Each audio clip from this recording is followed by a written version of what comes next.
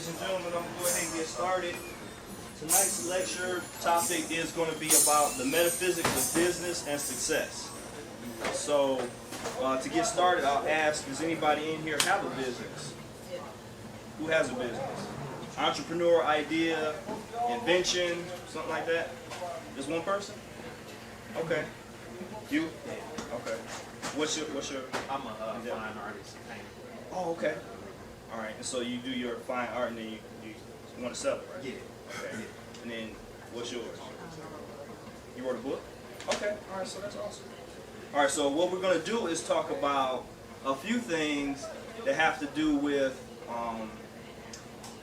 There's been this movement lately. It's been going on for the past few decades. It actually got started in the 20s around the Depression about this success movement. They've had all these different books about, like by Napoleon Hill, Think and Grow Rich, the science of wealth, and different things like that.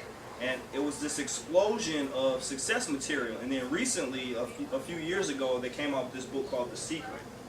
And everybody kind of went Google over it, but it was really just warmed over Think and Grow Rich. I mean, that's really all it was.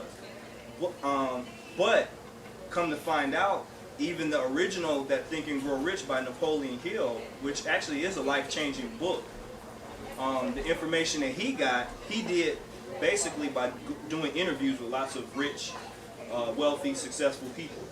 And he asked them, well, what is it about you that makes you different than the rest of America or the rest of the world? How is it that you were able to become successful? So he kind of created a manual for success. And many of the principles were based on these ancient Nile Valley civilization principles from the Kemites and the Nubians and Ethiopians and such. And so what I'm going to do is show how, what some of the principles are. We're going to talk about that. We're going to talk about where you can find them, like in the Bible or the Quran or in various mythological or ancient texts. And then we'll talk about how we can actually make those principles work for us today, which is really the most important thing, as opposed to really just knowing, that yet again some information was stolen and it was, plagiarized and said that it belonged to somebody else. Everybody knows that at this point, or everybody should. What's really more important is how can we reclaim the information and use it for ourselves.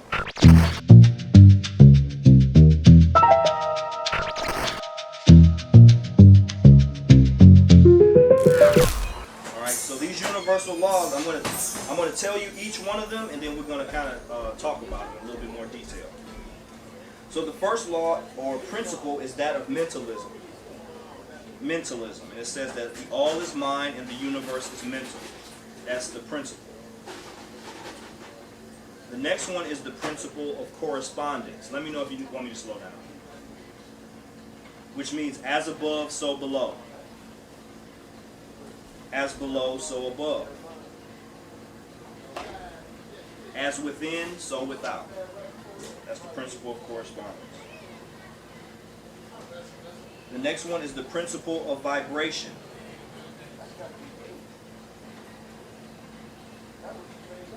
Which says that nothing rests, everything moves, everything vibrates. The principle of polarity, which says that everything is dual. Everything has poles.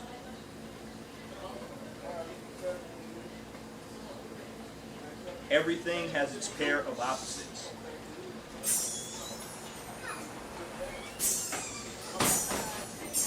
Opposites are identical in nature but different in degree.